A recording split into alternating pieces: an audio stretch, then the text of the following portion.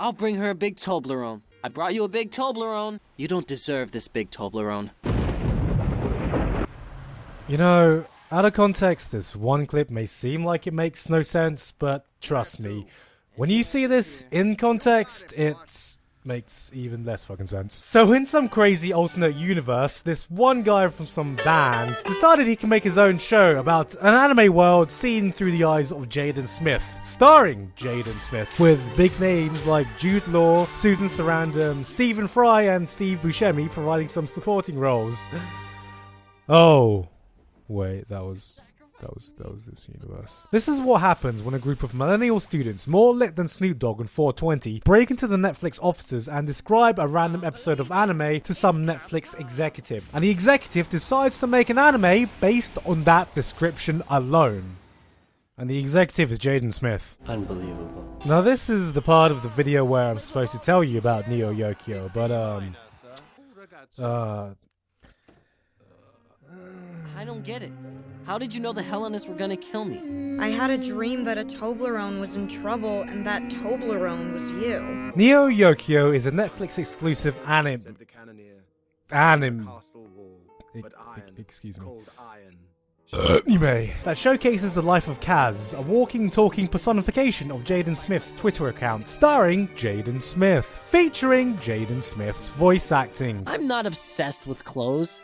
I'm just an elegant man of taste. It chronicles Kaz's adventure in the 100% real anime city of San Francisco, Los Angeles, Neo Yokio, North Kakalaka, in the future independent weeaboo state of Japerica. I just made that up right now, but I wouldn't be surprised if that was actually true. He exercises demons, fights to become the #1 bachelor, becomes a communist driver, and flies around on his mecha butler. What else? A demon possessed my field hockey ball! Oh, for fuck's sake. Wait, is this really an anime? Nah, it's gotta be an anime. Look, there's Ranma, there's Sailor Moon. Who even knows anymore? I mean, what was that thing I said literally 3 videos ago? If anime were to properly become mainstream in the future, I believe Netflix will have a major part to play. We did this! This is what we wanted! Oh god, what have we done? I mean, hey, who's this guy? Looks Japanese. Maybe he's worked on anime before. Probably nothing I've ever heard of. Must be a nobody. Studio Dean? Production IG? Never heard of them. Do they make anime or something? Must be some small studio that have done nothing.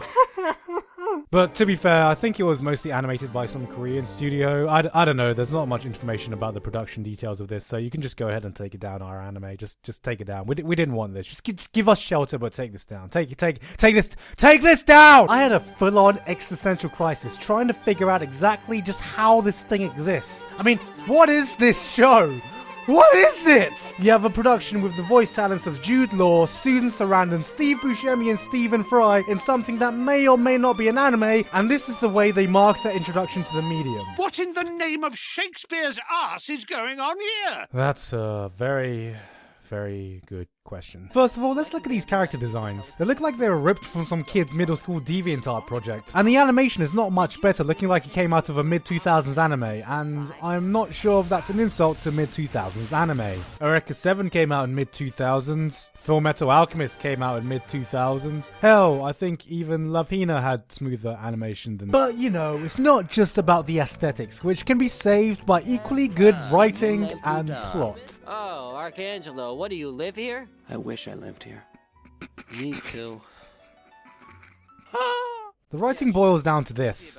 Can you appreciate the enlightened knowledge that can be found on Jaden Smith's Twitter in such tweets as, "How can mirrors be real if our eyes aren't real? You can discover everything you need to know by looking at your hands, and most trees are blue." Well, good, because this show plays out like scrolling through his Twitter feed. Nothing makes sense. Jude Law, why are you a mecha butler? Why do people care about who is the #1 bachelor? Did someone actually write an action in the script that reads, "Vapes menacingly"? And hey, while we're at it, why not tackle some hot topics like gender politics, capitalistic ideals, and communism? She seems like a bit of a nut.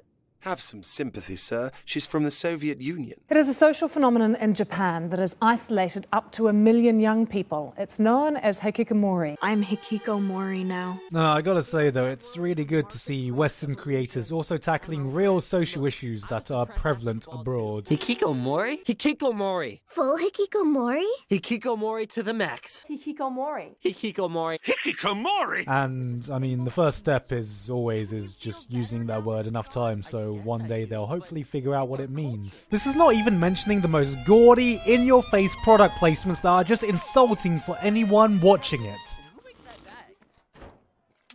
So it's really lucky that I have the cool, refreshing taste of Heineken to get me through these troubling times. That wasn't a dig at their product placement, I just really like beer. Because this show turned me into a raging alcoholic. I keep thinking that any moment I'll wake up and realize that this was just some weird dream, but nope. I mean, it's 6 episodes. Yeah, it's still on Netflix. It's not a dream. If you're going to watch it, I recommend watching it while intoxicated. But don't worry if you can't, because after you watch it, you'll walk out feeling intoxicated either way. This is the worst piece of garbage to ever come out, and you should save yourself a few hours of your life by avoiding it like the plague. Is what I would be saying until about 3 episodes in, I had an epiphany. Within this convoluted mess of a production, I was having a good time. I was laughing. It was entertaining. It had the same rhythm, jump cuts, awkward delivery, and comedic timing you'd see in something akin of an abridged series. How thoughtful. Honey, the snacks are ready. Kaz, I gotta go. Snacks are ready. And then it hit me.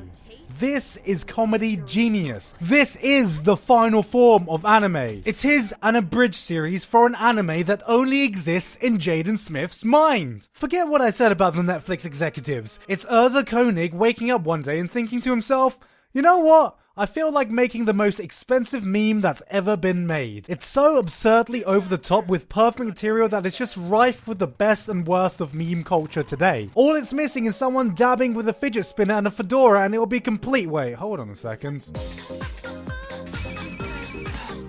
Charles, who's calling? It's Aunt Agatha, sir. Put her through. Audio only. I said audio only!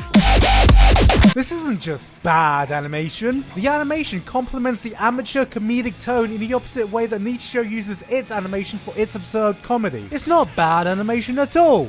It's Sakuga. Jaden Smith isn't just talking shit, he's a philosopher way beyond our time. And his wise words here should be listened to. Yes, it isn't Neo Yokio, it's Neo Wokio. When we think of iconic character tropes in anime, what do we see?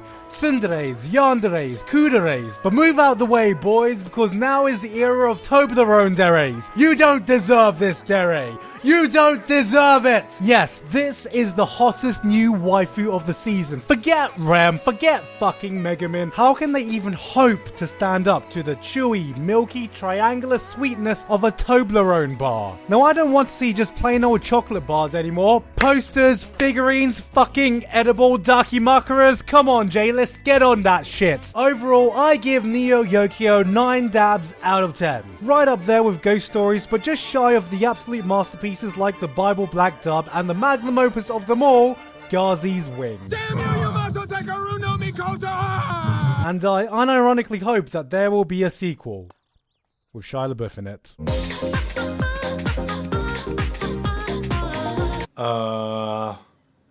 Well, that just happened. Hey guys, hope you enjoyed the video. Thank you very much this month to Robert Harnborg, K Must Live, Basil, Lee Watt, Patrick Madsen, and everyone else on Patreon for helping to support me for this month and making this video possible. Not many updates today, but I am back in Thailand now and I'm thinking about doing a meetup. For now, I've penciled in the date of Saturday the 14th of October, just outside the Bangkok Animate in the MBK Centre, at around 2 PM. So if you're in the Bangkok area, feel free to come say hi. I've also made a Facebook event in the description just in case any last minute changes happen. Also, I can just get an idea of numbers because I really don't know how many of you guys are in Bangkok. Anyway, that's it from me. I've been Gigguk and I'll see you all next time.